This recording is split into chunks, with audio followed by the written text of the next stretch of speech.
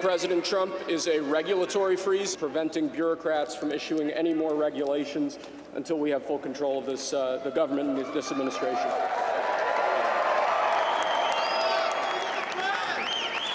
Thank you, sir.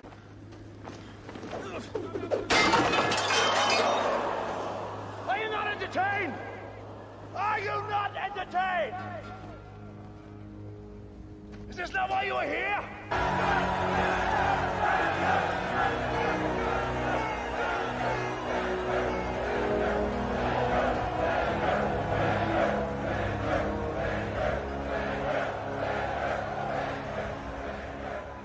Hello, Malcolm. I'm so excited to be speaking with you today. Today, we're talking about the deep state because for a long time, actually, well before Trump was elected, I've been thinking, oh my God, is the deep state real? First, I think most normal people are like, nah, not really. And then I read the book At War with Ourselves by HR McMaster. Oh, hold on. It's the Fertility Clinic. Hello, this is Simone.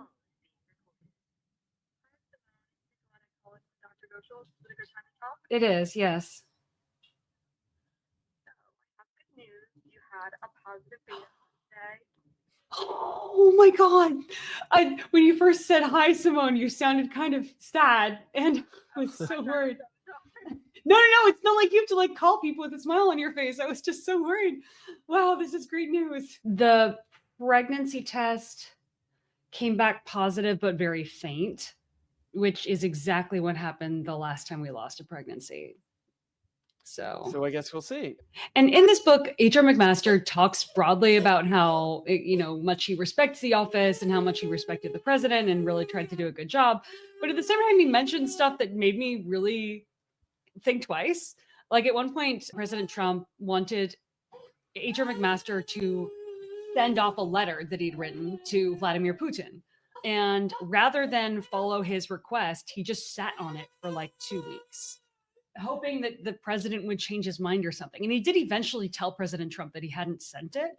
But if your boss tells you to do a thing, you do a thing, unless it's illegal. And two, if the president of the United States tells you to do a thing, you do the thing. That really surprised me, especially that someone would so openly write about it in a book and be kind of be proud about it. And he really was. Yeah, and you mentioned that he did this repeatedly throughout the book. He does this multiple times, and it made me think, okay, maybe there's something to this whole narrative. So then when Cremieux put up a Substack essay talking about civil service members and political appointees, I got really intrigued because Cremieux is really good at sharing very quantified, very sort of evidence-backed information. One of the top things that he linked to was an article from 2021, sort of at the tail end of Trump's reign, his first administration, talking about just how awful it was. It's called Tales from the Swamp, How Federal Bureaucrats Resisted President Trump by James Shirk. And it is insane. So I thought it might be fun to go through it, contrast that with how the Trump administration is apparently dealing with things a little bit differently this time around, because they've learned from all this in terms of things done. One, there are sort of general themes of how the deep state resists an administration. One is through withholding information. So at the National Labor Relations Board, career staff provided legal analysis that only cited precedents supporting their preferred outcomes while omitting contrary cases. This forced political appointees to conduct their own research to evaluate both sides of legal arguments, which is just so insidious. Can you imagine? You've been appointed, you're in office, you have this mandate to do something, and you don't even realize that you're being given this completely skewed understanding of reality. I guess a lot of people are going to say, well, that's not a big deal because this has been how the media has presented everything since 2016. Well, in the Trump administration, the first one, nobody understood how truly insidious the system was against them. Yeah, maybe the mainstream media does that, but government workers whose job it is to help me navigate an issue, that this is insane. The whole thing needs to be burned down, and Trump is burning it down, as we'll talk about in another episode. He has offered 6 months, it looks like, paid leave to anyone who quits right now. He has moved on more this than that, basically now through September. Yeah, this Schedule 7 program, which recategorizes jobs so he can fire them. And he is just torching department after department. So I love he has both given this, okay, you can get out with this good nest egg if you leave right now. And also when they said in the same email, we can't promise your job will still be here by then. You're right. And speaking of departments that are on the chopping block, at least, according to campaign promises, the Department of Education during Trump's first administration saw career staff concealing internal documents related to allegations against for-profit colleges, they just claimed the data was unavailable. Then the documents were later revealed during litigation, showing weak evidence for the department's actions under the Obama administration. So, they kind of had it coming. But Trump gave them a chance. Clearly, he was being stonewalled from within the Department of Education. It's got to go. But also, I heard the only reason he didn't get rid of it in the first administration was because Betsy DeVos wanted a job there and her husband was CEO of BlackRock. So F Betsy DeVos, okay? She did like very little actual, like she was like the worst person in the world to be running that organization. I mean, also the environmental say that is because she ran one of the largest private colleges in the United States. Which one was it? I don't know. DeVry, I want to say, or something. Betsy DeVos ran DeVry. Yeah, something like that. And the goal, if any Trump run private, should be to not just get rid of colleges, but to first get rid of the private colleges. Yeah. Because they are scams that are run on our military, mostly, is what they are. Yeah, that basically extract military subsidized college education. Yeah, it's bad. Without getting people jobs. So career attorneys at the Environmental Protection Agency also failed to inform political appointees about significant litigation or legal positions. So the appointees literally had to monitor public court filings themselves. Like these, so there were people there being paid who were actively not doing their jobs, and appointees were circumventing them and just going on to public records to try to get the information they needed to just do their job. So, I mean, wow, that just withholding information. I would say it's just shocking that you can't fire them for doing that. Like this is what deep state is. It's rot. Yeah, it's bad. I would still put this withholding of information kind of under the lesser infractions section because it gets worse. So career officials at the Food and Drug Administration falsely claimed the agency had authority over laboratory developed COVID-19 tests, delaying expanded testing capacity. And subsequent analysis revealed the FDA lacked such authority. So basically we could have had COVID-19 tests a lot earlier during the pandemic if the FDA hadn't lied about its authority. And I will note here that it appears very clear, like if you look at a lot of Democrats, a lot of Republicans forget this, but a lot of Democratic politicians were saying that they wouldn't get the vaccine if it was when it was looked like it was going to come out under Trump. And it appears that the FDA specifically held up its release so that it would come out under a Biden administration. Now, however that turned out for Biden and the Democrats, up to you. But the point being is it was intentionally delayed, as bad as the Democrats say that we needed this vaccine. Yeah. There's been hard evidence of this now. It's like undeniable. Yeah, it seems like some of this was out of spite. Some of this was just like, we don't want the Trump administration to make progress, and we want progress to be made under other administrations. A good example of this actually is with the Department of Labor. So career employees at the Department of Labor asserted to appointees that direct final rules, DFRs, could not be issued. What happens after Biden enters office? Oh, there's all these direct final rules being issued. So basically, I bet they didn't expect Trump to come back into office, did they? I mean, like seriously, I just can't imagine. And I think we've all kind of been in positions where you go to like a really mean clique at school, or you're in a new department at work, and someone's being really unfriendly, and you're just trying to get something done, and they're like, oh, you can't file that paper that way, or you're not allowed to do that. And then you later understand or learn that you can, and they were just lying to you to make your life hard. Just that, like, there's this level of catty behavior taking place in the federal government is unreal. And also, there were some career staff at the National Labor Relations Board, which of course we should expect to see doing silly things, but they provided incorrect dates for reopening union contract negotiations so that they could lock political appointees into unfavorable terms, which is so screwed up.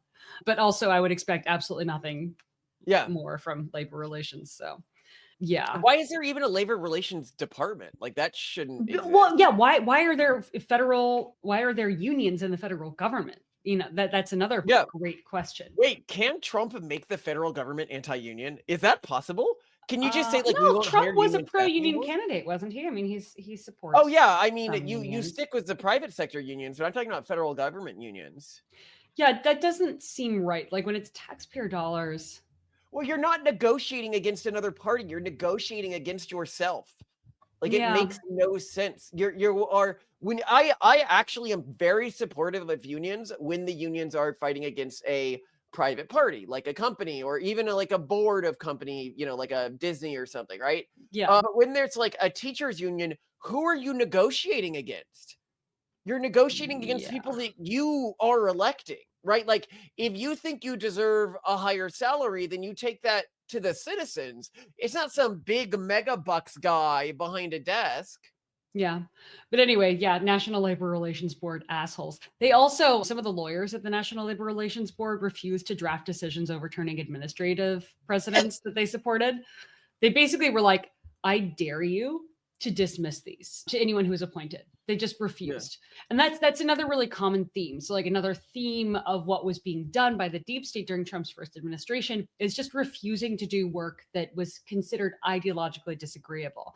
So another example of this is the Civil Rights Division of the Department of Justice had some staff refusing to work on cases involving racial discrimination against Asian Americans at Yale University, or enforcing conscience protections for nurses objecting to participating in abortions. They just weren't willing to work on those cases. So political appointees had to handle those cases themselves, which probably is for the best. I bet the appointees are very capable people and did a great job, but just like outright refusing. Well, didn't they win that Yale case? I think they did. So yeah, I guess it's for the best. Yeah, maybe you should have taken that one, cronies. Yeah, I mean the worst thing to do, and what I think has happened to us a couple of times is when people say, "Oh yeah, I'll do that," and then they just don't. And here are some examples of that happening. Basically, well, hold on before we go. I love this entire deep state is basically the Bergens, but like actively malicious. Or not the what are they called again? The ones from Hitchhiker's Guide to the Galaxy. Yeah, the bureaucrats. There we go. Oh, kidnapping the president. Oh no, she's not eligible for release at this time.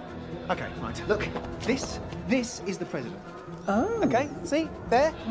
He says now the whole kidnapping business was just a horrible misunderstanding. Oh, yeah. She didn't mean anything by it. He's ordering you to let her go. But this isn't a presidential release of prisoner form. Those are blue. Oh, I'll stay here. Okay. Yeah, but it's basically it is basically then. So yeah, the worst case of that, of course, is when they just say, yeah, sure, I'll do it, and they don't. And that happened in the DOL, the Department of Labor Regulatory Unit, where a team of 10 to 15 staff delayed drafting a priority regulation for over a year, producing work at a pace equaling one line of text per day. So really just like they were not doing it. And then the political appointees in that unit ultimately wrote the regulation themselves in weeks. They just, they just did it themselves. But a ton of time was lost because they sat there thinking, oh, these guys are on it. We asked them, like, they probably had a bunch of check-ins where they're like, hey, what's going on? And they're like, oh, well, it's a very complicated. You and I have had this happen to us. Like when we get scammed, it was especially when we were younger and earlier in our careers, we were given the impression, and this was a big meme at Stanford's business school, where like, oh, if you throw money at a problem, you'll fix it. Just hire the best of the best. Hire the consultant, hire the, and trust them, trust the expert, let the expert work, don't get in their way, let them fix the problem.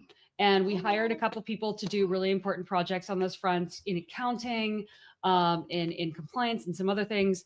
And, we check in and be like, hey, I thought this would be done by now. What's going on? Oh, well, this whole regulatory thing. This is the thing. Experts are fucking retarded. Well, we were just being actively lied to. In a couple of instances, people just actively lied to us. They were not working. They were charging us tons of money. They were not doing anything at all. And this is exactly what happened in the Department of Labor Regulatory Unit. Also, this happened at the US Department of Agriculture.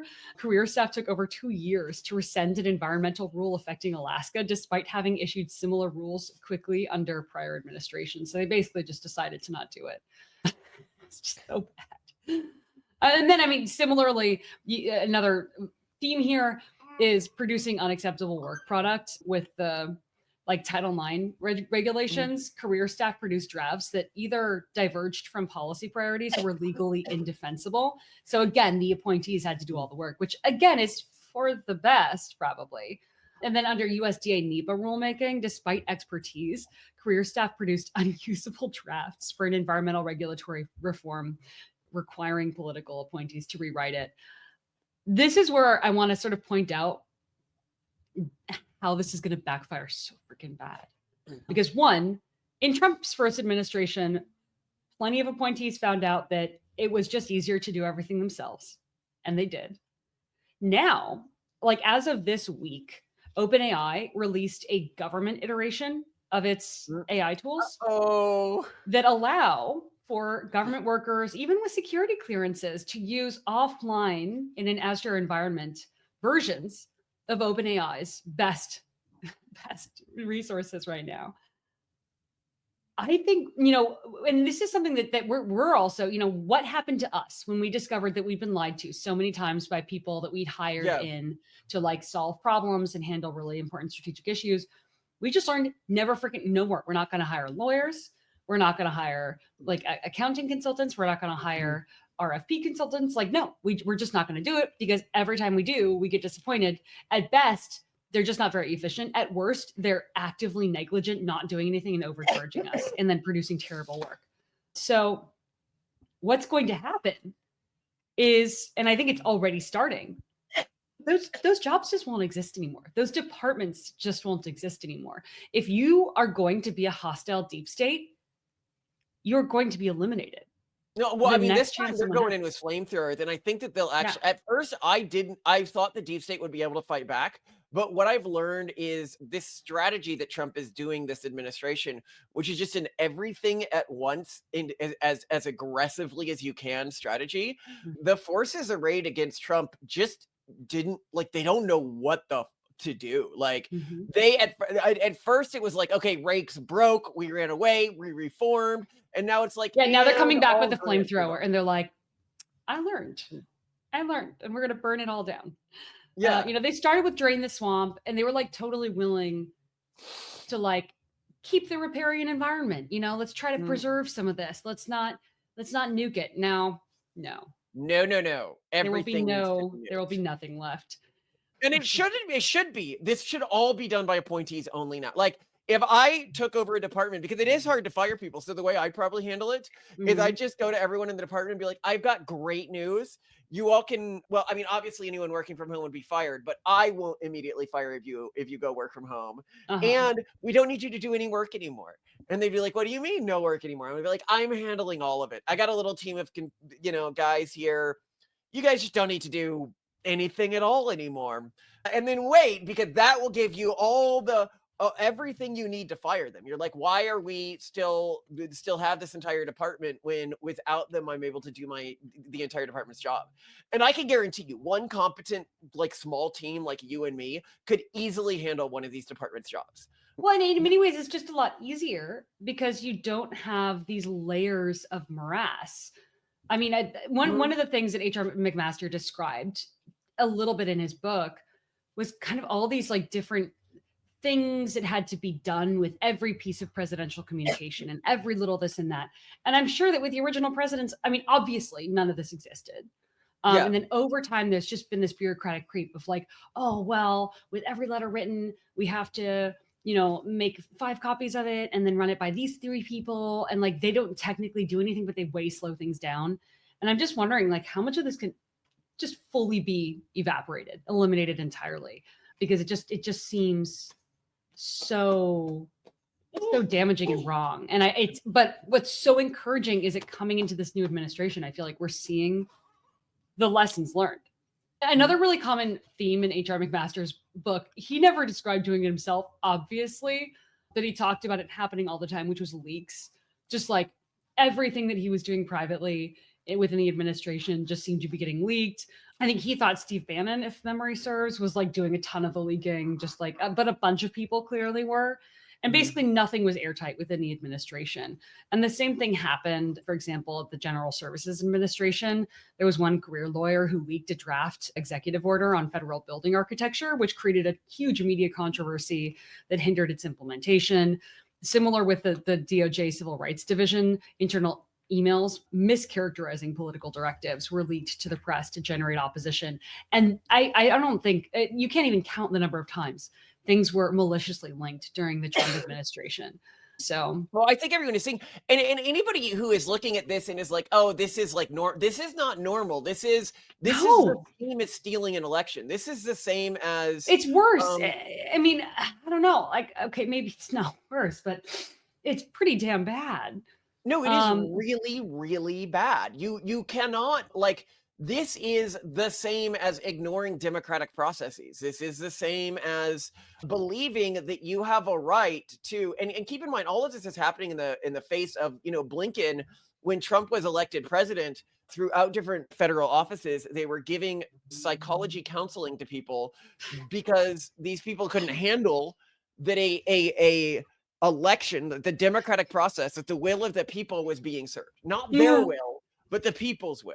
But that their chosen candidate didn't get elected. No, I recall there used to be some kind of journalistic rule, or at least standard, whereby if you were a journalist, you wouldn't vote because like you wanted to show that you respected your career and your office enough to not have that kind of bias and to not let it seep into your work.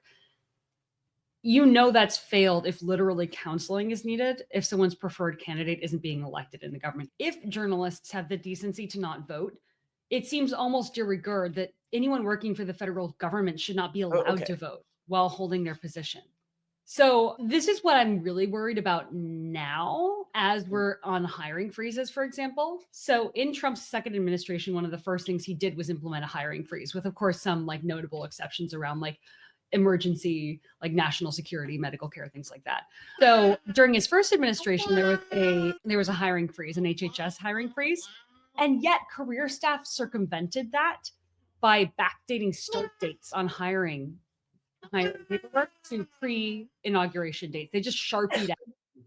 Wait, how are they not arrested for that? That seems extremely illegal. It does seem extremely illegal, but again, who's going to arrest them? When everyone kind of agrees on these things don't get prosecuted anymore. I mean, even real legit crimes that everyone can agree are bad, like that we've, had committed against our companies, don't get prosecuted anymore. Of course, no one's going to go after laws anymore, and it hasn't been because of the Biden administration. Yep, and then even back to the dickish National Labor Relations regional, in this case, regional staff on the National Labor Relations Board manipulated case tracking systems to hide cases from political appointees or ignored directives on union election protocols until explicitly ordered otherwise. So they were basically just like actively stonewalling. But I am really concerned, considering that hiring freezes were circumvented in the past. One thing that the new Trump administration did this week was put a freeze on grant spending to make sure that the grant programs receiving money weren't involved in, gender ideology or a bunch of other things that the Trump administration says, we have no place spending federal tax dollars on, which I agree with.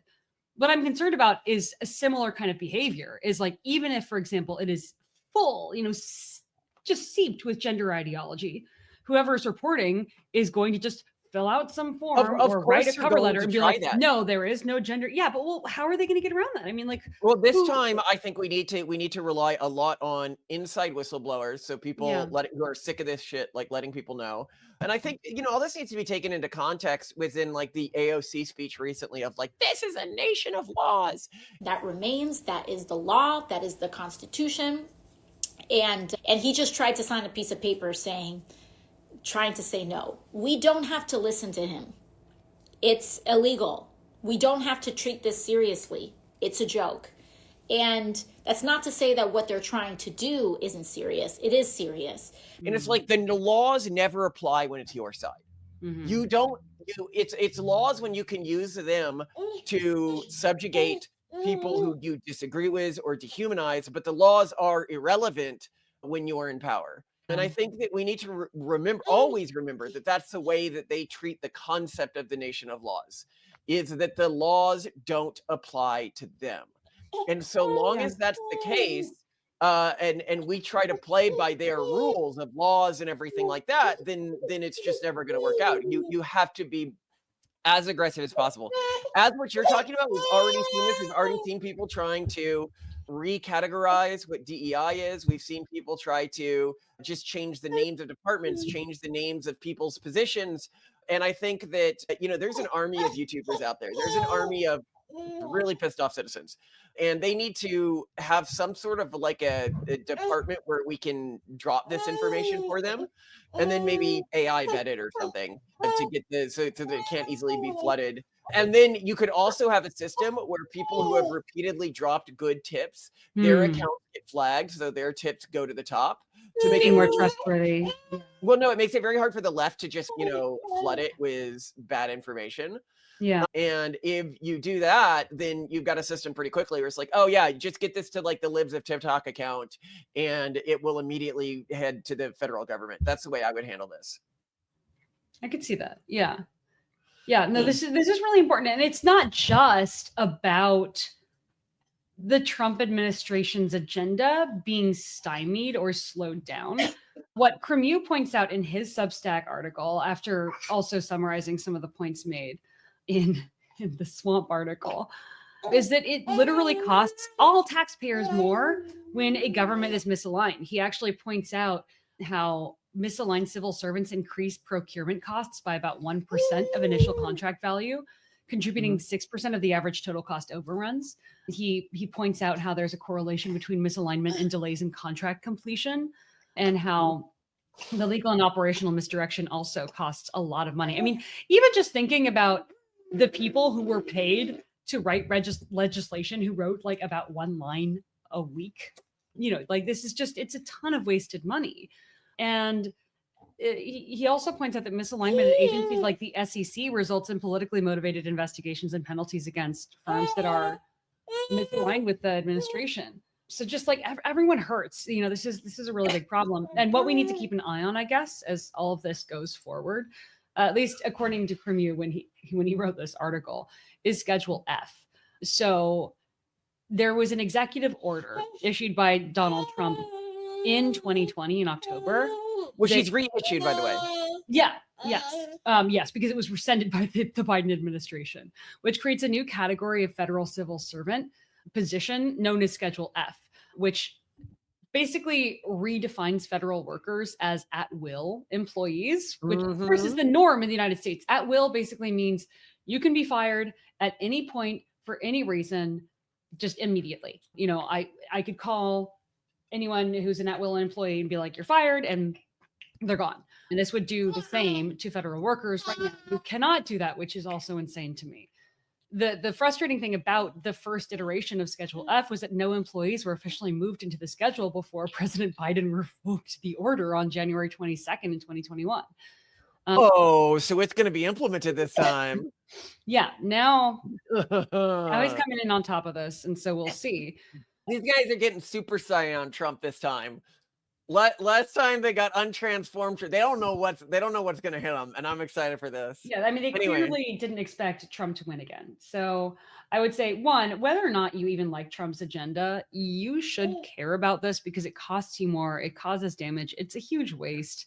And also, when your person is in office someday, you don't want them to necessarily have their mandate completely stymied by a bunch of people. Democrats never have a problem with this, Simone, as we've seen.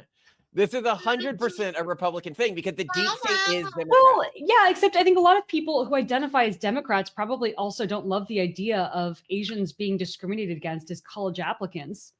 The deep state is Democrat in the same way the Democratic Party now is a party of the cult. There are people who identify, if you identify as like a normal Democrat, you're a Republican now. You're just stupid. I know. I'm just saying, like, you're just stupid. You're unaware of like what's actually happening. You're unaware of like the actual policies.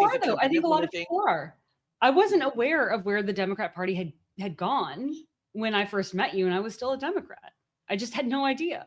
Yeah, well, yeah, and it depends on where you're getting your news and stuff like that. Like, if your head's in the sand, you're just not gonna know that. Like, Yeah, because you you're just like, oh, assume I'm gay, you've so grown I'm up a thinking Democrat. I'm like, like, what the yeah, like, well, I believe in, human dignity and flourishing, so obviously I'm a Democrat. Like that is what I grew up with, Malcolm. I had Yeah, no yeah, it's idea, like, in like, what the fuck way is Trump's administration anti-gay? And you're like, well, I'm sure there's something here. Here, I've got a book. I'm sure that they'll tell me. And it's like, no, I'm asking you, not for you to ask other people to tell you, because most of those are lies, And I think with a lot of this, it's just that people believe the lies.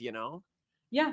But yeah, so between Schedule F and also just not hiring people as they leave the government, making the government increasingly uncomfortable for them, and using AI to fill in the gaps where already competent humans couldn't necessarily completely handle everything, I think could get us through this and make the government a lot more efficient, a lot more effective, and a lot less subject to political bias either way. Because I believe, and I think most voters do, that if a politician gets voted into office with a mandate, he should or she should be able to execute on that. So Yeah. we'll see. All right. I'm Love you to hopeful. death, Simone. I love you too. I have to explain to the audience why we got a call from the school today. Our son, Octavian, is making too many jokes and also finger guns. No, so finger guns, they got mad at him for finger guns, for finger, not even children, objects were up in the air. Well, I don't know. Maybe he's aiming it at fellow students. They would have told you if he was. They want to make this seem as bad as possible. They also got mad at him for militarized phraseology, which it turns out was the term fire in the hole. And then they said he tells poop jokes as a 5-year-old. I'm like, what kind of child abuse is this where a 5-year-old cannot tell poop jokes? What kind of child abuse is this where a 5-year-old can't make finger guns? I think every human has to learn how to behave with a certain level of decorum in certain environments. And that is what separates people who are worthy of respect and high office from people who can't stay out of jail. Go on, I'll let you in on something. He's fucking 5. Well, I know, but also, like, as I was saying that, I was thinking about how Congress changed its dress code so that for Fetterman, right? What are you even talking about? Wear hoodies and shorts into. And I'd also point out, in regards to all of this, that if the teacher had called me, and Simone is so terrified she might have, I would have been like, oh, I see where the confusion is. Let me explain to you how a gun works and why finger guns are not dangerous. Oh my God, Malcolm. He wanted to go to mainstream school and kindergarten. He needs to learn how to play by those rules, and he will get kicked out if we can't teach him how to play the rules of. She'd say like, "Oh, he's making poop jokes." I mean, what kind of jokes should a 5-year-old be making, ma'am? Are you going to teach him the finer etiquette of like advanced jokeology? Yeah, let's teach him dirty limericks. That's far more. He's not even making like anti-women jokes or cootie jokes or something. It's poop jokes. They're like so inoffensive. I don't know what to say. Okay, well, I do. And it's that you guys are a bunch of disgusting hippies.